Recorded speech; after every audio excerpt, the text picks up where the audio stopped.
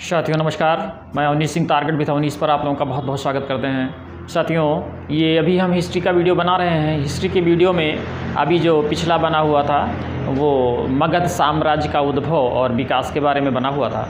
अब मौर्य साम्राज्य से पहले और मगध के बीच में कुछ विदेशी आक्रमण हुए, उन विदेशी आक्रमणों के बारे में हम लोग देखेंगे, क्योंकि सबसे पहला आक्रमण हखमनी जो है शासक ने किया और यह आक्रमण बहुत ही जो है इम्पॉर्टेंट रहा कई कारणों से। क्योंकि एक तरफ पूर्वी भारत में मगध जैसे क्षेत्रों का एकीकरण हो रहा था, तो दूसरी तरफ पश्चिमोत्तर भारत में छोटे छोटे राज्यों में बटा हुआ था, जिसका फ़ायदा कुछ विदेशी आक्रमणकारी जो है उठाए। जैसे साइरस विदेशी आक्रमणकारी था, हालांकि वो पहले असफल आक्रमणकारी माना जाता है, क्योंकि वह सफलता भारत में इतना नहीं पाया था। जेड्रोसिया के रास्ते से आया था, रेगिस्तानी रास्तों से, और भारत में हिंदू कुश पर्वत तक पहुंचा था और सफलता ज़्यादा उसे नहीं प्राप्त हुई थी।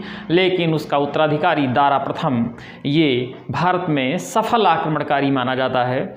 और उसके बाद जो है दारा प्रथम कुछ क्षेत्रों पे अधिकार करता है और जो है वो सफल आक्रमणकारी माना जाता है। ये प्रश्न भी आ सकता है कि सबसे पहली प्रश्न तो ये आ सकता है कि सबसे पहला विदेशी आक्रमणकारी कौन सा था, तो वो हखमनी साम्राज्य का साइरस था। सबसे पहला प्रश्न यही आ सकता है। फिर दूसरा प्रश्न ये आ सकता है कि सबसे सफल आक्रमणकारी, जबकि साइरस सफल नहीं असफल आक्रमणकारी था, सबसे सफल आक्रमणकारी कौन था, तो ये दारा प्रथम था सबसे सफल आक्रमणकारी।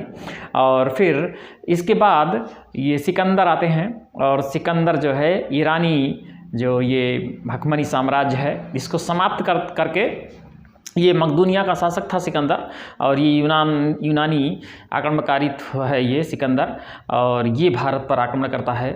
और भारत पर आक्रमण जब करता है तो दारा तृतीय नाम का व्यक्ति होता है, उसको हरा कर परास्त करके और भारत पर आक्रमण करता है। और यह जो है आक्रमण सबसे पहले आक्रमणकारी पहले तो दो राजा ऐसे होते हैं जो आत्मसमर्पण कर देते हैं, और बाद में पोरस नाम का व्यक्ति से इसका युद्ध होता है, और बाद में पोरस हार जाते हैं। लेकिन उसके बाद कुछ ऐसी परिस्थितियां बनती हैं कि सिकंदर जो है अपने सेनापति फिलिप को साम्राज्य देकर और वापस चला जाता है। हालांकि सिकंदर के प्लान में पूरा भारत को था, लेकिन उस समय मगध पे बहुत ही नंद वंश का शासक था जो बहुत ही शक्तिशाली था। तो कई एक कारणों से सिकंदर आगे नहीं बढ़ सका, और उसके बाद सिकंदर वापस जाता है और फिलिप को अपना सेनापति बना के साम्राज्य को सौंप जाता है।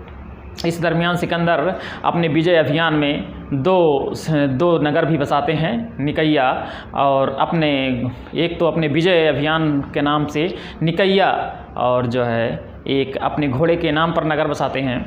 और उसके बाद सिकंदर वापस चले जाते हैं, और सिकंदर वापस जाने पे फिलिप को अपना सेनापति बना देते हैं। हालांकि इनका सेनापति सेलुकस भी है, जो कि सेलुकस इतिहास में बहुत ही महत्वपूर्ण व्यक्ति है, जिसने अपनी पुत्री का विवाह चंद्रगुप्त मौर्य से किया था, और बदले में 4 प्रांत उसने दहेज में दिया था। और साथ में ही सबसे महत्वपूर्ण व्यक्ति मेगस्थनीज, जो कि राजदूत बनकर चंद्रगुप्त मौर्य के दरबार में राजदूत बनकर रहा, जिसके इतिहास पर आज बहुत कुछ इतिहास हमको देखने को मिलता है। हालांकि इसके कई अभिलेख भी मिले हैं, जो दारा के कई अभिलेख मिले हैं, और उन अभिलेखों से भी इतिहास पे प्रकाश पड़ता है।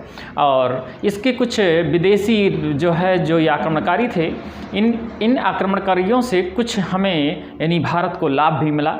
जैसे कि लाभ में सबसे पहला यही होता है कि समुद्री रास्ता हमको मिलता है, और जिससे व्यापार का रास्ता खुलता है, बहुत बड़ा ये लाभ मिलता है। और दूसरा लाभ ये मिलता है कि खरोष्टी लिपि जो दाईं से बाईं लिखी जाती है, खरोष्टी लिपि, आरेमाइक लिपि, ये सब मिलता है। और इनमें एक छत्रप प्रणाली थी, जिसका जो शासक होता था उसे छत्रप कहा जाता था, तो एक छत्रप प्रणाली भी मिला। तो काफ़ी कुछ ये हिंद यूनानी या इंडो यूनानी जो है काफ़ी कुछ उसका भारत पर प्रभाव भी पड़ा। तो हम एक एक पॉइंट बिंदुवार हम लिख लेते हैं, और उसके बाद फिर एक बार हम रिवीजन कर लेंगे। तो साथियों, हम देखते हैं प्राचीन भारत पर विदेशी आक्रमण। सबसे पहला हम देख लेते हैं हखमनी साम्राज्य। हखमनी आक्रमण के साम्राज्य तो होता है पारसिक साम्राज्य जिसे कहते हैं, या पारसिक साम्राज्य। ये प्रथम विदेशी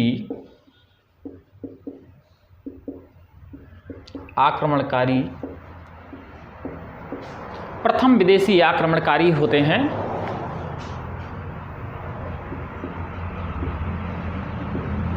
साइरस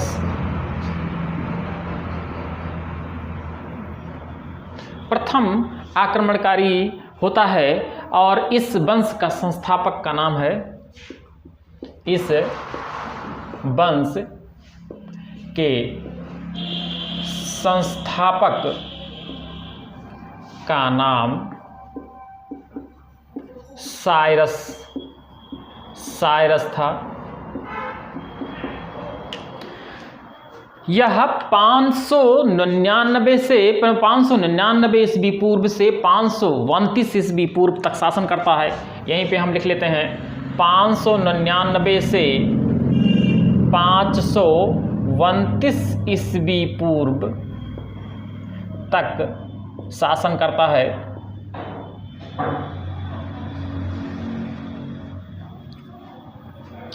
उसके बाद हम देखते हैं कि इसके बाद इसका जो उत्तराधिकारी होता है दारा होता है। लेकिन एक चीज़ हम और यहाँ लिख लेते हैं कि यह असफल आक्रमणकारी था। यहाँ पे हम एक चीज़ लिखते हैं कि साइरस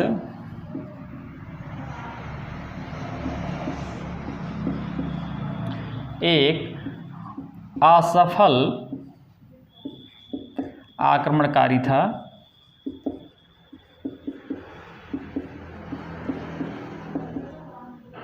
लेकिन प्रथम आक्रमणकारी था, ये ध्यान में रखना होगा जैसा भी प्रश्न आता है। फिर अगला प्रथम सफल आक्रमणकारी हम लिखते हैं, प्रथम सफल आक्रमणकारी दारा प्रथम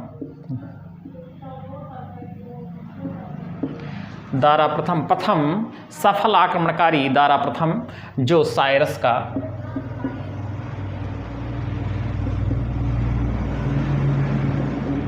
उत्तराधिकारी था।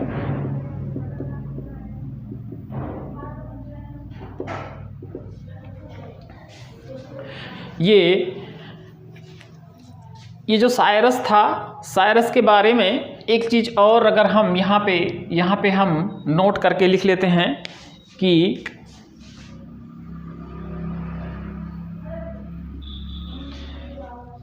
यूनानी लेखक एरियन स्ट्रेबो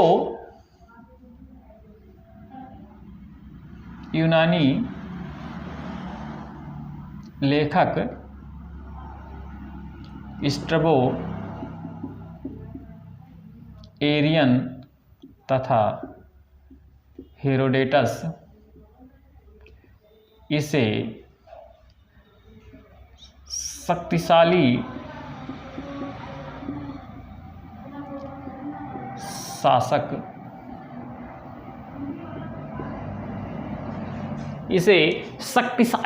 बताते हैं अपने लेखक के अनुसार कि ये पश्चिम एशिया होता ही है, पश्चिम एशिया का सबसे शक्तिशाली शासक बताते हैं। यहाँ पे इसे पश्चिम एशिया का सबसे शक्तिशाली शासक बताते हैं। अगला है प्रथम सफल, ये सबसे पहले सफल आक्रमणकारी जो होता है यह दारा प्रथम होता है। ये एग्जाम की दृष्टि से बहुत ही महत्वपूर्ण है। और ये जो दारा प्रथम है, इसके दारा प्रथम के 3 अभिलेख मिलते हैं। उन 3 अभिलेखों से और भी सिद्ध हो जाता है कि यह भारतीय भूभाग पर कब्जा था इसका, जिसमें दारा प्रथम के 3 अभिलेखों बेहस्तून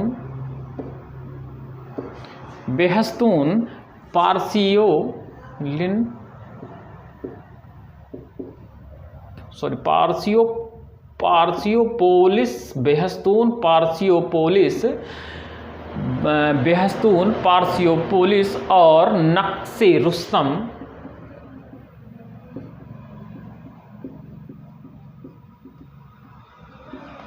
अभिलेख के द्वारा या दारा प्रथम के 3 अभिलेखों बेहस्तून, पार्सियोपोलिस एवं नक्शे रुस्तम के द्वारा यह सिद्ध हो जाता है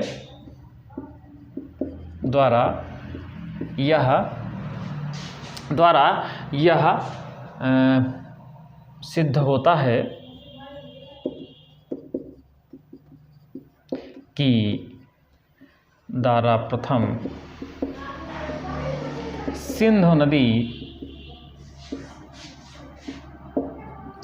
के तटवर्ती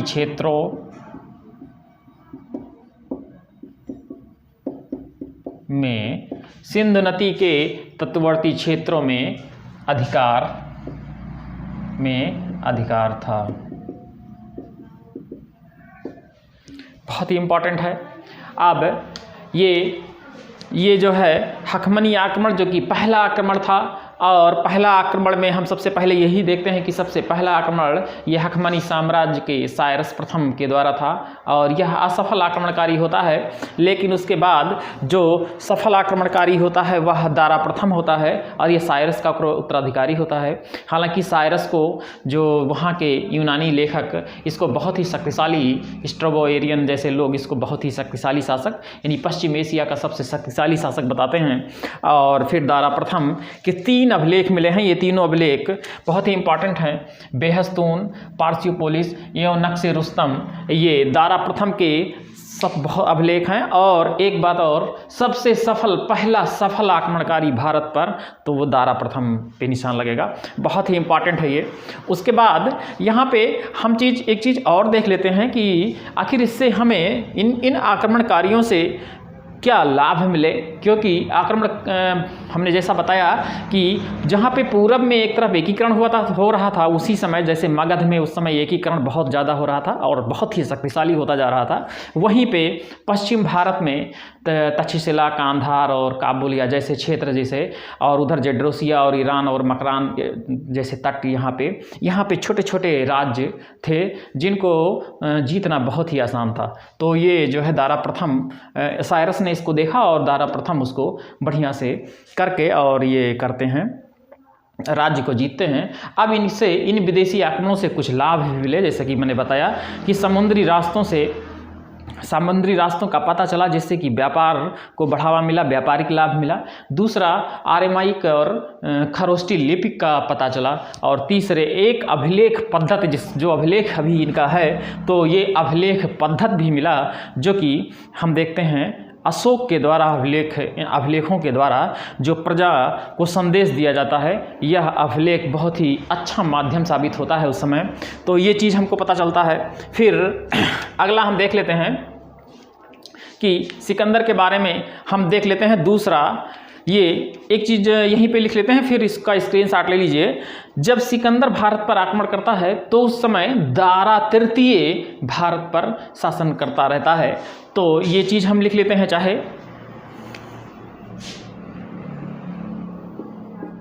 कि दारा तृतीय यूनानी शासक सिकंदर के आक्रमण के समय या सिकंदर द्वारा परास्त हुआ। दारा तृतीय यूनानी शासक सिकंदर द्वारा परास्त होता है एवं हखमनी साम्राज्य, हखमनी शासन का अंत हो जाता है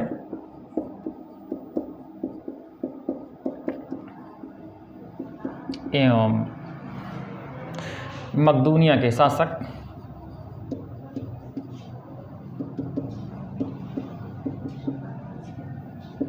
सिकंदर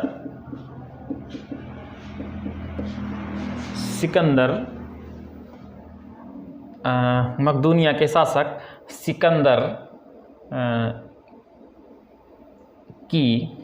सिकंदर अपने राज्यों की स्थापना करता है।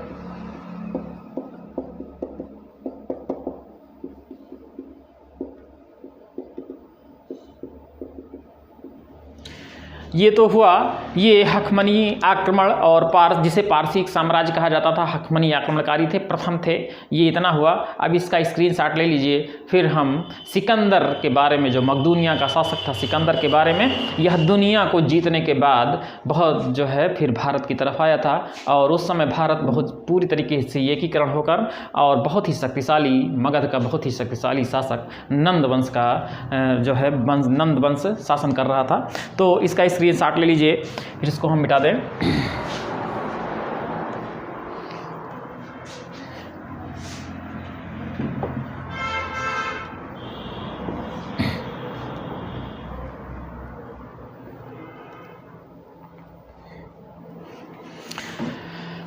अब हम सिकंदर के बारे में लिख लेते हैं, फिर पूरा एक बार डिस्कस कर लेंगे। फिर ये हमारा विदेशी आक्रमणकारी इस समय जो मगध साम्राज्य के उद्भव और विकास के बाद और मौर्य साम्राज्य के गठन के पहले जो विदेशी आक्रमणकारी का प्रभाव रहा है या विदेशी आक्रमणकारी थे, उनका हम लोग जिक्र करते हैं। 1-2 प्रश्न तो PCS IAS में पक्का है और भी छोटे एग्जामों में भी इसके आते हैं। तो फिर हम देखते हैं, पहला लिख लेते हैं कि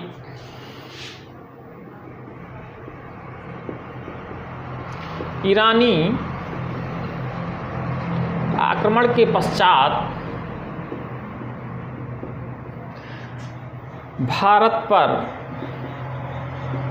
भारत को यूनानी आक्रमण मकदूनियाई शासक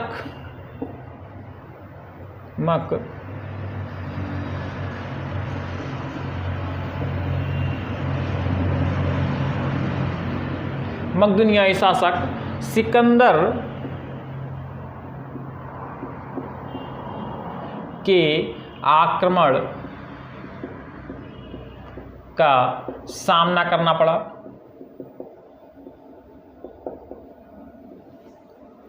फिर अगला हम देखते हैं,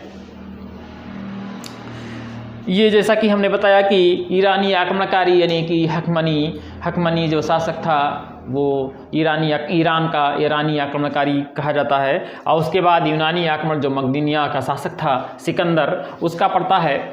ये भारत विजय के अभियान में,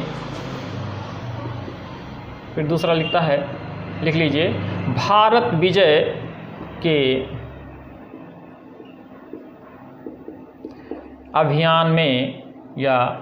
अभियान में सिकंदर 326 ईस्वी पूर्व, ये 326 ईस्वी पूर्व भी यहाँ पे बहुत ही इम्पॉर्टेंट है। 326 ईस्वी पूर्व बहुत इम्पॉर्टेंट है, में बल्ख बैक्टीरिया जिसको कहा जा सकता है, बैक्टीरिया ये इसे बल्ख या बैक्टीरिया को जीतने के बाद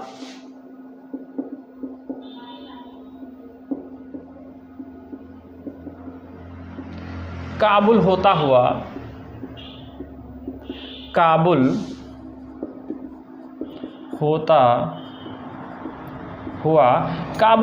ये भारत विजय अभियान में सिकंदर 326 ईस्वी में बल्ख को जीतने के बाद काबुल होता हुआ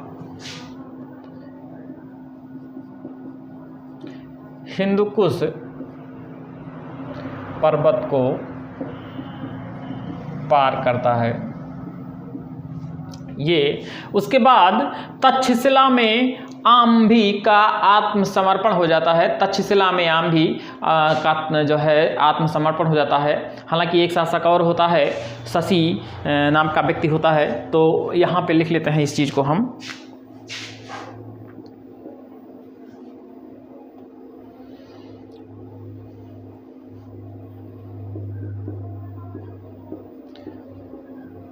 तक्षशिला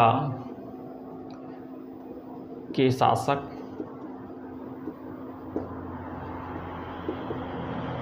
आम्भी, कहीं कहीं आम्मी भी लिखा है, तो देख लेना, मतलब निशान लगाना यहाँ पे। तक्षशिला के शासक आम्भी के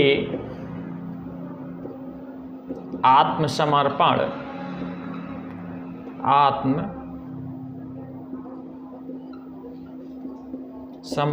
के साथ ही सिकंदर का साथ सिकंदर का सहयोग देने के लिए भी तैयार, ये सिकंदर का सहयोग भी देने के लिए तैयार हुआ था। और तो इस तरह आम्भी जो है सबसे पहले आत्मसमर्पण ही कर देता है, तो इसका युद्ध नहीं होता। और फिर 326 ईस्वी में सिकंदर सिंधु नदी पार करके, फिर 326 ईस्वी पूर्व में सिकंदर सिंधु नदी पार करके भारत में प्रवेश करता है।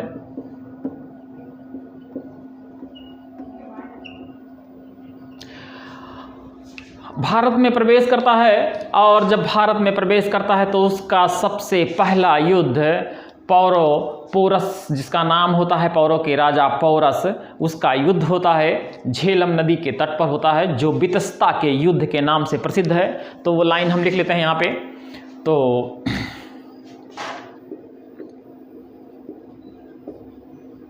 उसका सबसे प्रसिद्ध युद्ध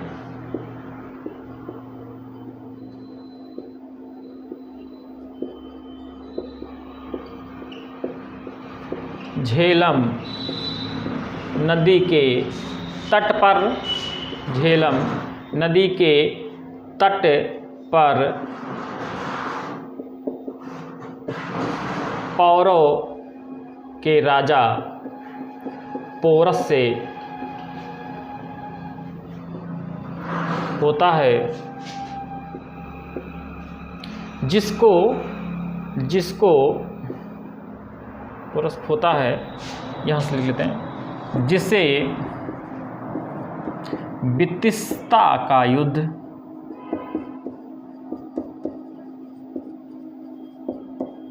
कहा जाता है, या वितस्ता के युद्ध से प्रसिद्ध है। वितस्ता के युद्ध से प्रसिद्ध है, और इस युद्ध में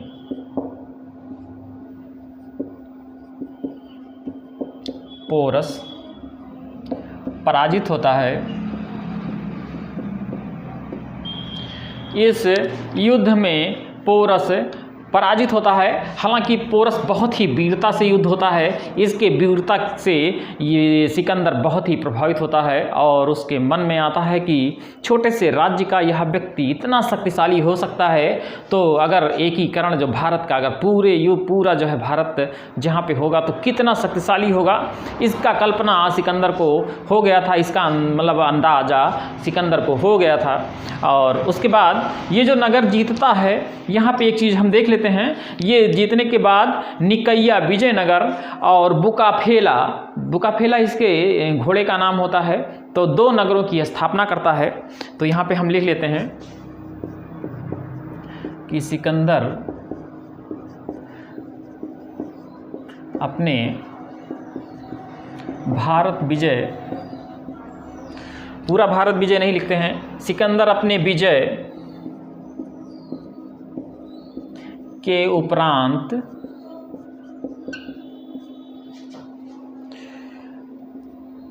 जीते हुए नगरों में एक का नाम निकैया जो विजयनगर, एक का नाम निकैया विजयनगर, विजय के उपरांत रखता है विजय, एक नाम निकैया अपने विजय के उपलक्ष्य में रखता है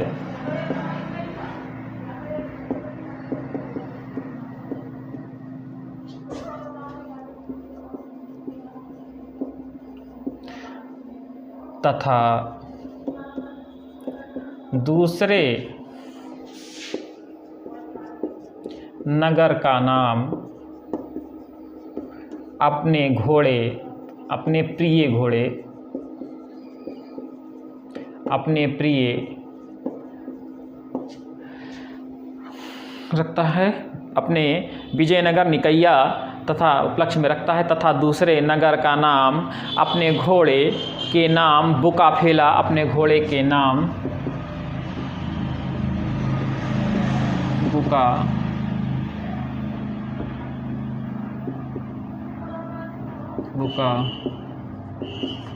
बुकाफेला रखता है। ये दो नगर, जिसमें एक का नाम निकैया और साथ में दूसरे का नाम बुकाफेला, तो ये यहाँ पे अंडरलाइन हम कर लेते हैं। ये दो नगर पूछे जाते हैं एग्जाम में, बहुत ही इम्पॉर्टेंट हैं। ये दोनों ही नगर पूछे जाते हैं और ये जो निकैया और बुकाफेला है ये एग्जाम में कई बार आ चुका है, तो ये बहुत ही इम्पॉर्टेंट है। दूसरा सिकंदर 326 ईस्वी पूर्व में भारत पे जो आक्रमण करता है ये। तीसरा सिकंदर लोदी तो बहुत आगे है। सिकंदर अपने विजय अभियान में किन नगरों का स्थापना करता है, तो यही प्रश्न आ जाएगा। और फिर एक हम देख लेते हैं कि जब ये लौटने लगता है सिकंदर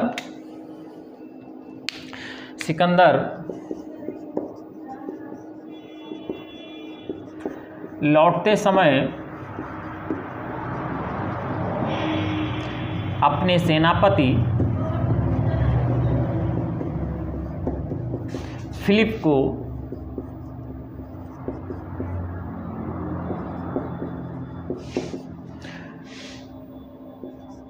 राज्य सौंप जाता है, जीते हुए राज्यों को सौंप जाता है।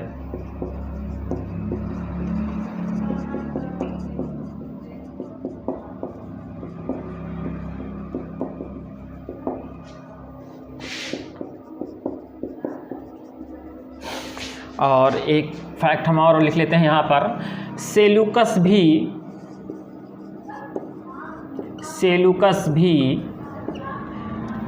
सिकंदर का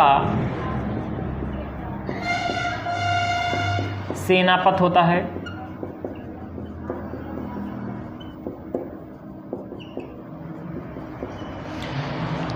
सेल्यूकस सिकंदर का सेनापति होता है और इसी सेल्यूकस की पुत्री से चंद्रगुप्त मौर्य का विवाह होता है। और एक बहुत महत्वपूर्ण और घटना होती है, जो मेगास्थनीज जो सेल्यूकस का राजदूत बन के और चंद्रगुप्त मौर्य के दरबार में रहता है और ऐतिहासिक कई किताब लिखते हैं। इंडिका इतिहास की जो बहुत ही महत्वपूर्ण पुस्तक जो है मेगास्थनीज, और मेगास्थनीज का इतिहास प्राचीन भारत पर बहुत प्रकाश डालता है, जिससे कि हमें इतिहास पता चलता है।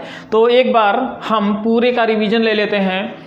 क्या सबसे पहले अगर प्रश्न ये हम यहाँ शुरू करें, विदेशी आक्रमण के क्रम में सबसे पहला आक्रमण हखामनी साम्राज्य या हखामनी शासक साम्राज्य, तो दूसरा हो गया ईरान से ये आते हैं। और उसके बाद इनका पहला आक्रमण साइरस नाम का व्यक्ति होता है जो सबसे पहला आक्रमण करता है, हालांकि यह सफल आक्रमण होता है।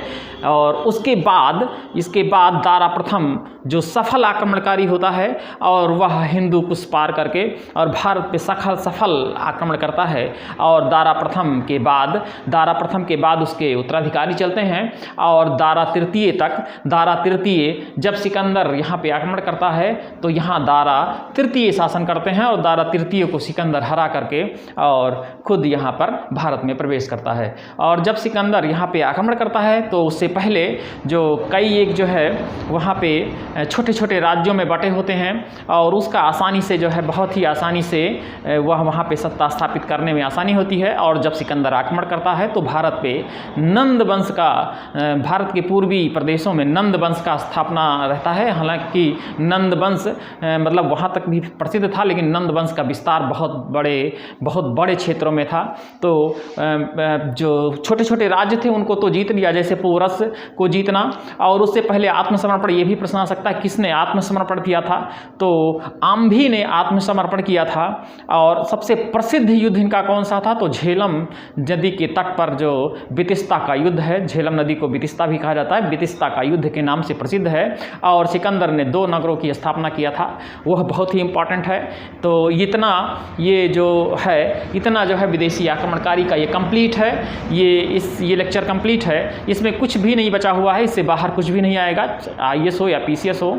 IAS के दृष्टिकोण से वह विदेशी, जैसे प्रश्न इसमें 2 टाइप के बन सकते हैं, एक तो प्री का फैक्ट के रूप में, दूसरा एनालिसिस के रूप में। जैसे ये आ सकता है कि जो हकमनी शासक या जो है विदेशी आक्रमण के भारत के क्या फ़ायदे हुए, तो उसमें 4 विकल्प के रूप में दे सकता है कि व्यापार का फ़ायदा हुआ, आरामाइक लिपि का फ़ायदा हुआ, अभिलेख का फ़ायदा हुआ, सभी चारों फ़ायदे हुए। या इस तरीके से दे सकता है इसके क्या फ़ायदे हुए या क्या जो है रहा है, और भारत पे इससे क्या जो है इफ़ेक्ट पड़ा, प्रभाव पड़ा, ये प्रश्न। और बाकी फैक्ट के रूप में तो बहुत सारे फैक्ट हैं जो कि बहुत ही महत्वपूर्ण हैं, तो इनको आप एक वीडियो में देखिएगा साथियों, और पूरा एक स्क्रीनशॉट आप ले लीजिए इसका। और अगर वीडियो पसंद आया हो तो साथियों लाइक करिए, सब्सक्राइब करिए और शेयर भी करिए साथियों। और इसी क्रम में आगे मौर्य साम्राज्य हम लेके चलेंगे, और मौर्य साम्राज्य 2-3 लेक्चर में लगेगा। मौर्य साम्राज्य बड़ा है थोड़ा सा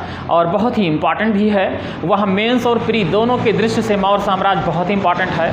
और मौर्य साम्राज्य के बाद फिर गुप्त साम्राज्य, और बीच में फिर कुछ एनालिसिस की जो है प्री और मेंस दोनों भी एक ही वीडियो में आता रहे।